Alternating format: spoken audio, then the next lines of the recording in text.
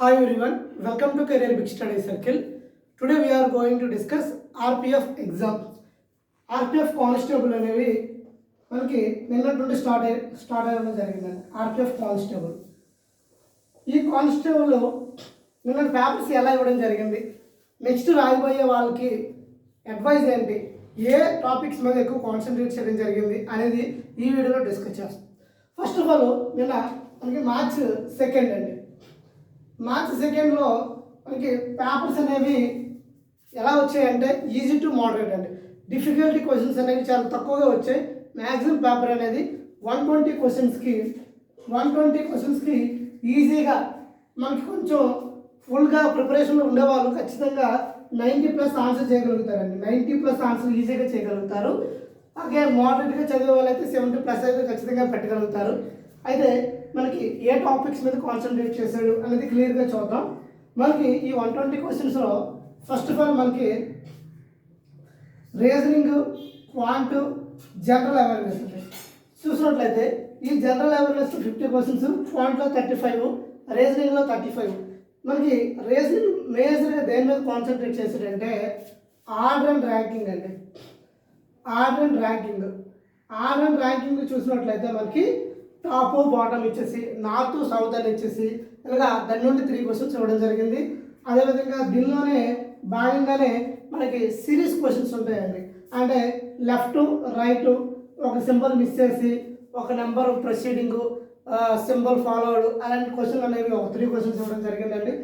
ఓవరాల్గా order and ranking నుండే ఇలాగా ఈ రెండు కలిపితే 6 మార్క్స్ రావడం జరిగింది. అదేవిధంగా మనకి డైరెక్షన్స్ అండి. డైరెక్షన్స్ నుండి చూసినట్లయితే మనకి 3 క్వశ్చన్స్ రావడం జరిగింది. ఈ డైరెక్షన్స్ కూడా ఎలా అంటే మనకి ఒక పాయింట్ అనేది ఏం ఇస్తారంటే పాయింట్ ఒక షార్టెస్ట్ డిస్టెన్స్ అని అడుగుతున్నాడండి. ఈ ఒక 3 లైన్స్ ఉంటాయి కదండి. మినిమంగా నార్త్ సౌత్ వెస్ట్ ఈస్ట్ అలా ఒక 5 డైరెక్షన్స్ ఇస్తున్నాడు అండి. ఆ 5 డైరెక్షన్ తర్వాత మనకి డైరెక్షన్ కానీ షార్టెస్ట్ డిస్టెన్స్ మీద అడుగుతున్నాడు అండి. తర్వాత బ్లడ్ రిలేషన్ అండి. బ్లడ్ రిలేషన్ ఎలా అడుగుతున్నాడంటే లైక్ కోడింగ్ అండి. మనకి చూసినట్లయితే A + B, B - C × D ఇలా అంటే ఏ అనే వాళ్ళు B డాక్టర్ అయితే, B అనే వాళ్ళు Cకి బ్రదర్ అయితే, ఇలా అయితే ఫైనల్గా Aకి Dకి రిలేషన్ ఏమని ఈ టైప్ ఆఫ్ క్వశ్చన్ అనేది అడగడం జరుగుతుంది. తర్వాత కోడింగ్ డీకోడింగ్ అండి. కోడింగ్ డీకోడింగ్ చూసినట్లయితే మనకి మేజర్ క్వశ్చన్స్ అండి. మ్యాక్సిమం +1 +2 +3 లేకపోతే ఆడ్ నెంబర్ ఇచ్చి క్రాసింగ్ ఇలా ఇవ్వడం జరుగుతుంది. కోడింగ్ డీకోడింగ్ నుండి నెంబర్ ఒక 3 to 4 క్వశ్చన్స్ రావడం జరిగింది. అదేవిధంగా మనకి మిర్రర్ ఇమేజ్ నుండి ఒక క్వశ్చన్ రావడం జరిగిందండి. మిర్రర్ ఇమేజ్ తర్వాత మనకి ఆల్ఫాన్యూమరిక్ సిరీస్ అండి. మనకి సిరీసెస్ క్వశ్చన్లు ఉన్నాయి కదండి, ఆ సిరీసెస్ క్వశ్చన్ రావడం జరిగిందండి. మేజర్గా మీరు నెక్స్ట్ సిట్టింగ్ అరేంజ్మెంట్ నుండి 3 to 4 క్వశ్చన్స్ రావడం జరిగిందండి.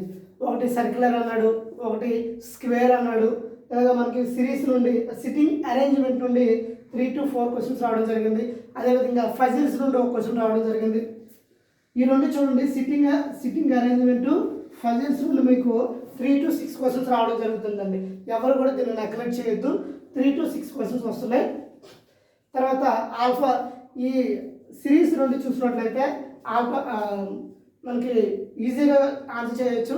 ఇందులో నెంబర్ కోడింగ్ ఉంది, అది నెంబర్ సిరీస్ ఉంది, అదేవిధంగా ఆల్ఫాన్యూమరిక్ సిరీస్ ఉందండి. అదేవిధంగా మిర్రర్ ఇమేజ్, తర్వాత coding decoding, blood relations, directions, order and ranking వీటి మీద బాగా మీరు ఫోకస్ చేయండి. ఇక్కడ నుండి ఎక్కువ క్వశ్చన్స్ అనేవి రావడం జరుగుతుంది. ఈ విధంగా మీరు చూసినట్లయితే మీరు ప్రీవియస్ ఇయర్ క్వశ్చన్స్, మీరు రీసెంట్గా ఆర్పిఎఫ్ ఎస్ఐ ఎగ్జామ్ జరిగిందండి. ఆ ఆర్పిఎఫ్ ఎస్ఐ 2024లో జరిగిందండి. ఈ క్వశ్చన్స్ అనేవి ఆర్పిఎఫ్ ఎస్ఐ క్వశ్చన్స్ అనేవి రీసెంట్గా జరిగిన ఆర్పిఎఫ్ ఎస్ఐ క్వశ్చన్స్ అనేవి మీరు కంప్లీట్గా ప్రాక్టీస్ చేయండి. ఖచ్చితంగా ఈ క్వశ్చన్స్ ఈజీగా మీరు ఆన్సర్ చేయగలుగుతారు. తర్వాత జనరల్ అవేర్నెస్లో చూసినట్లయితే మీకు పాలిటీ నుండి 3 క్వశ్చన్స్ రావడం జరిగిందండి. పాలిటీలో ఫర్ ఎగ్జాంపుల్ డిపిఎస్పికి రిలేటెడ్గా రావడం జరిగింది. అదేవిధంగా మనకి అమెండ్మెంట్ యాక్ట్ గురించి రావడం జరిగిందండి. 41 అమెండ్మెంటా, 42 అమెండ్మెంటా, సివిల్ నెక్స్ట్ సిటిజన్షిప్ గురించి అడగడం జరిగింది. తర్వాత ప్రెసిడెంట్ గురించి, వైస్ ప్రెసిడెంట్ గురించి, ఓవరాల్గా మీరు పాలిటీ నుండి 3 to 4 క్వశ్చన్స్ రావడం జరుగుతుంది. పాలిటీ మీద ఒకసారి క్విక్ రివిజన్ చేయండి. తర్వాత మీరు ఏం చేస్తారంటే జాగ్రఫీ మీద క్లిక్ చేయాలి. బాగా జాగ్రఫీ మీద ఫోకస్ చేయండి. జాగ్రఫీ నుండి కూడా 3 to 4 క్వశ్చన్స్ రావడం జరుగుతుంది. 3 to 4 క్వశ్చన్స్ రావడం జరుగుతుంది. అదేవిధంగా మీకు హిస్టరీ నుండి చూసినట్లయితే మేజర్గా హిస్టరీ ఎక్కడ నుండి అడుగుతున్నాడు అంటే మిడివల్ అండ్ మోడర్న్ గురించి అడుగుతున్నాడండి. దీని మీద ఫోకస్ చేయండి. తర్వాత మనకి మేజర్గా స్టాటిక్ జీకే క్వశ్చన్ ఎక్కువ అడుగుతున్నాడండి. ఫర్ ఎగ్జాంపుల్ శివరాత్రి ఏ మంత్లో సెలబ్రేట్ చేసుకుంటారు అని ఇవ్వడం జరిగింది. అదేవిధంగా మనకి కరెంట్ అఫైర్స్ రిలేటెడ్ క్వశ్చన్స్ ఎన్ని రావడం జరిగిందంటే కరెంట్ అఫైర్స్ 6 నుండి 8 క్వశ్చన్స్ రావడం జరిగిందండి. ఎవరు కూడా కరెంట్ అఫైర్స్ అనేవి నెగ్లెక్ట్ చేయొద్దు. కరెంట్ అఫైర్స్ అనేది లాస్ట్ 1 year మేజర్గా మీరు 2024 జాన్ టు డిసెంబర్ వరకు బాగా ఫోకస్ చేయండి. జనవరి నుండి డిసెంబర్ వరకు అది ఎలా చదువుతారు అంటే వెనక నుండి డిసెంబర్ నుండి చదవండి, క్విక్ రివిజన్ చేయండి అంతే. కరెంట్ అఫైర్స్ నుండి 6 to 8 క్వశ్చన్స్, స్టాటిక్ జీకే నుండి ఎక్కువ క్వశ్చన్స్ రావడం జరుగుతుంది. స్టాటిక్ జీకే అసలు వదలొద్దు. తర్వాత మీరు మేజర్గా ఎకానమీ నుండి కూడా 2 క్వశ్చన్లు వచ్చాయండి. ఎకానమీ నుండి 2 క్వశ్చన్లు ఎలా రిలేటెడ్ అంటే మనకి అన్ఎంప్లాయ్మెంట్ గురించి ఉంటుందండి. అన్ఎంప్లాయ్మెంట్కి సంబంధించి క్వశ్చన్ అడగడం జరిగిందండి. అదేవిధంగా జీడిపికి రిలేటెడ్ క్వశ్చన్ అయితే అడగడం జరిగిందండి. తర్వాత ఈ విధంగా నెక్స్ట్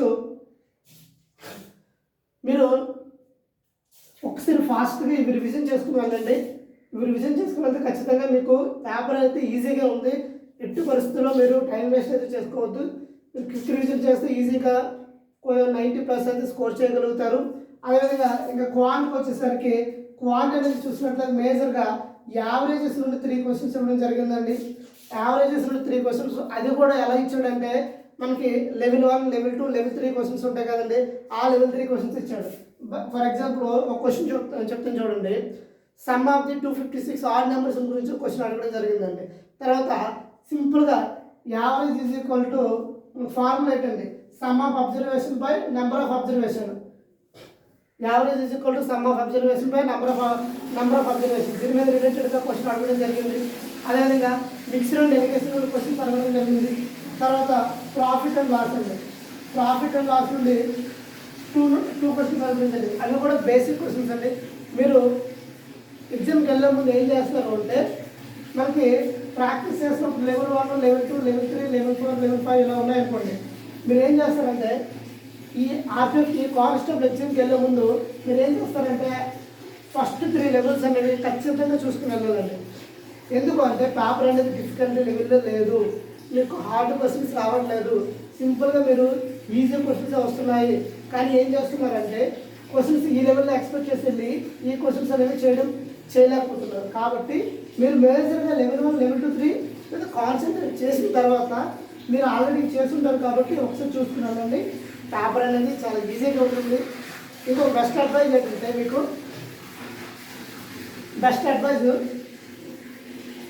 ఆర్పిఎఫ్ ఎస్ఏ పేపర్ అనేది 2024లో జరిగిన ఆర్పిఎఫ్ ఎస్ఏ పేపర్ని చూసుకుని వెళ్ళండి. అదేవిధంగా రీసెంట్గా జరిగిన RRB technician general awareness point of వ్యూలో ఆర్ఆర్బీ టెక్నీషియన్ 1, టెక్నీషియన్ 3 1 మీద కాన్సన్ట్రేట్ చేయకుండా టెక్నీషియన్ 3 మీద చూడండి. అందులో కరెంట్ అఫైర్స్ రిలేటెడ్ క్వశ్చన్స్ చూడండి, స్టాటిక్ జీకే క్వశ్చన్స్ రిలేటెడ్ చూడండి. ఈ క్వశ్చన్సే ఇప్పుడు వరకు రీసెంట్గా జరిగిన రైల్వే ఎగ్జామ్స్లో క్వశ్చన్సే మళ్ళీ రైల్వే కానిస్టేబుల్లో రావడం జరుగుతుంది. కాబట్టి ఎవరు కూడా మీరు ఏం చేస్తారు అంటే ఖచ్చితంగా ప్రీవియస్ ఇయర్ క్వశ్చన్ చూసుకుని వెళ్ళండి. ఎవరైతే ఎగ్జామ్ అనేది మనకి 4th, 5th, 6th, 7th ఇలా డేట్స్లో ఉన్నాయో వాళ్ళకి టైం ఉంటుంది. కాబట్టి ఫస్ట్ ఆఫ్ ఆల్ మీరు ఏం చేస్తారు అంటే ఆర్పిఎఫ్ ఎస్ఐ క్వశ్చన్లు అనేవి మనకి టెక్స్ట్ బుక్ యాప్లో మనకి ఎలా ఉన్నాయంటే టెస్ట్ సిరీస్లో మాక్ టెస్ట్ సిరీస్లోనే ఉందండి. ఆ మాక్ టెస్ట్ సిరీస్లోనే మనకి ఆర్పిఎఫ్ ఎస్ఐ పేపర్లు ఉంటాయి. ఆ మాక్ టెస్ట్లోనే రాయండి. లేదు అంటే మనకి టెలిగ్రామ్ ఛానల్స్లో ఆర్పిఎఫ్ ఎస్ఐ పేపర్స్ అనేవి పెట్టడం జరిగిందండి. ఆ టెలిగ్రామ్ ఛానల్లో కూడా చూసుకోండి. మీ పేపర్ ఈజీగా మనకి ఈ ఆర్పిఎఫ్ కానిస్టేబుల్ అనేది స్కోర్ చేసే పేపర్ అండి. ఈజీగా స్కోర్ చేయొచ్చు. కరెంట్ అఫైర్స్ని ఎట్టి పరిస్థితుల్లో నెగ్లెక్ట్ చేయొద్దు. కరెంట్ అఫైర్స్ని నెగ్లెక్ట్ చేస్తే మీ స్కోర్ అనేది డ్రాప్ అయిపోతుంది. తర్వాత స్టాటిక్ జీకే మీద ఎట్టి పరిస్థితుల్లో మీరు ఫోకస్ మిస్ అవ్వకూడదు. ఎందుకంటే మీకు స్టాటిక్ జీకే నుండి 10 నుండి 15 క్వశ్చన్స్ రావడం జరుగుతుందండి. అదేవిధంగా ఈ కరెంట్ అఫైర్స్ నుండి 6 క్వశ్చన్స్ వస్తున్నాయండి. ఓవరాల్గా కరెంట్ అఫైర్స్ స్టాటిక్ జీకే కలిపి మనకి 8 నుండి 21 క్వశ్చన్స్ రావడం జరుగుతుందండి. కాబట్టి మీరు ఏంటంటే స్టాటిక్ జీకే కరెంట్ అఫైర్స్ని ఎట్టి పరిస్థితుల్లో మిస్ అయ్యకండి. క్లియర్గా చదవండి. మీకు సోర్సెస్ కావాలంటే చూడండి, ఇక్కడ టెక్స్ట్ బుక్లో ఉన్నాయి. తర్వాత ఇక్కడ మనకి సైన్ ఇండియా ఉంటుందండి. 1 year సైన్ ఇండియా మన కరెంట్ అఫైర్స్ బుక్ దించారండి. ఆ 1 year కరెంట్ అఫైర్స్ అనేది బ్యాక్ సైడ్ నుండి చదువుకున్నానండి. ఖచ్చితంగా మీకు యూజ్ అవుతుంది కరెంట్ అఫైర్స్ రిలేటెడ్. ఈ విధంగా మీరు ప్రిపేర్ అవ్వండి. Don't miss RPF SI papers 2024. ఈ ఒక ఎన్ని పేపర్స్ ఉన్నాయో అన్ని పేపర్స్ చేయండి. ఖచ్చితంగా మీకు యూస్ఫుల్ ఉంటుంది. మీరు ఎగ్జామ్ రాసి వచ్చిన తర్వాత ఖచ్చితంగా ఈ సెషన్ అనేది మీకు యూస్ఫుల్ అని అనిపిస్తుంది. ఎందుకంటే ఆ పేపర్ అనేది అంత ఈజీ లెవెల్లో ఉంది, మరి డిఫికల్ట్ లెవెల్లో లేదు. మోడరేట్ లెవెల్ ఖచ్చితంగా చేయగలుగుతారు, మంచి మార్కులు వస్తాయి. సో ఎక్స్ప్లెనేషన్ మీకు నచ్చినట్లయితే లైక్ చేయండి.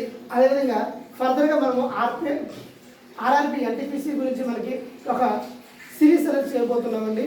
ఆర్ఆర్బి ఎన్టీపీసీ ఒక మెంటర్షిప్ లాగా ఒక 45 డేస్లో మనం ఎన్ని స్టాటిక్ జీకే అవ్వచ్చు, ఎన్ని టాపిక్స్ మనం కవర్ చేస్తాం.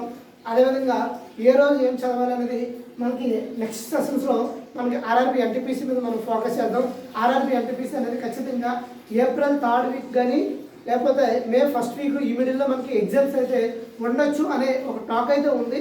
కాబట్టి అఫీషియల్గా వచ్చిన డేట్ అయితే ఎప్పుడైతే వస్తుందో ఆ డేట్ అయితే చెప్తాం. ఖచ్చితంగా ఆర్పిఎఫ్ ఈజీ పేపర్లో ఇది ఈజీగా క్రాక్ చేయండి. ఆర్ఆర్బి ఎన్టీపీసీ కోసం వెయిట్ చేసేవాళ్ళు ఖచ్చితంగా ఈ పేపర్స్ ఎలా వస్తున్నాయో చూసుకుని రెడీగా ఉండండి. ఖచ్చితంగా ఆర్ఆర్బి ఎన్టీపీసీ అనేది April or May 1st వీక్లో ఖచ్చితంగా ఉండే అవకాశం అయితే ఖచ్చితంగా కనిపిస్తుంది. సో ఈ ఎక్స్ప్లెనేషన్ మీకు నచ్చినట్లయితే లైక్ చేయండి, షేర్ చేయండి, సబ్స్క్రైబ్ చేసుకోండి. Thank you all. జై హింద్.